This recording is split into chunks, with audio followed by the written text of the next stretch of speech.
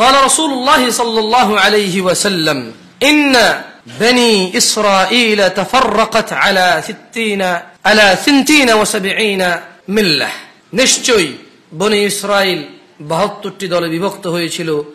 وتفترق أمتي على 73 মিল্লাহ, এবং আমার উম্মত 73 দলে বিভক্ত হবে। বিভক্ত হও, বিভক্ত হবে, পার্থক্য আছে কিনা?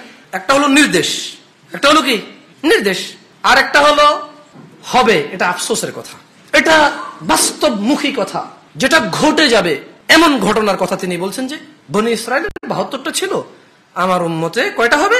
কুল্লুহুম ফিন্নার। যত দল আছে ইসলামের নামে, কুল্লুহুম ফিন্নার, তাদের সবাই জাহান্নামে যাবে। ইল্লা মিল্লাতান ওয়াহিদা, শুধু একটি দল ছাড়া। ক্বালু, সাহাবারা বলল, ওয়ামান হিয়া ইয়া রাসূলুল্লাহ সাল্লাল্লাহু আলাইহি ওয়াসাল্লাম? ক্বাল কুল্লুহুম ফিন্নার, 73 এর মধ্যে সবগুলা জাহান্নামে যাবে, একটা ছাড়া।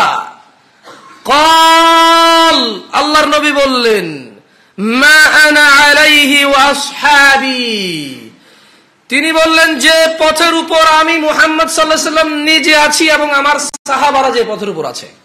ও বাংলার জমিনের দলে দলে বিভক্ত হওয়া মুসলমানরা, ও হুজুরের প্রেমে হুজুরের ভক্ত হয়ে ঝগড়াটে মুসলমানরা, ও পীর খানকা তরিকত হাকিকত মারেফত শরীয়তের নামে ঝগড়াটে মুসলিমরা, তোমরা যে পথে আছো এই পথে কি আল্লাহর নবী ছিলেন? এখনই সন্ধান নাও, এখনই যাচাই করো। উপায় নেই, উপায় নেই, কুল্লুহুম ফিন্নার, সব দল জাহান্নামে যাবে। ইল্লা মিল্লাতান ওয়াহিদা, একটা দল ছাড়া সব দল জাহান্নামে যাবে। ও তোমরা যারা বিভিন্ন নামে, বিভিন্ন গোষ্ঠীতে, বিভিন্ন সময়কে কেন্দ্র করে তোমরা যারা বিভক্ত আছো, তোমাদের ইবাদত গুলো, তোমাদের জিকির গুলো, তোমাদের আমাল গুলো, তোমাদের দান সাদাকা গুলো, এগুলো আল্লাহর নবীর পক্ষ থেকে সাব্যস্ত কিনা এখনই যাচাই করো। নিঃশ্বাস আছে, এখনই যাচাই করো, বেঁচে আছো। মরে গেলে আর সুযোগ নেই, মরে গেলে আর সুযোগ নেই।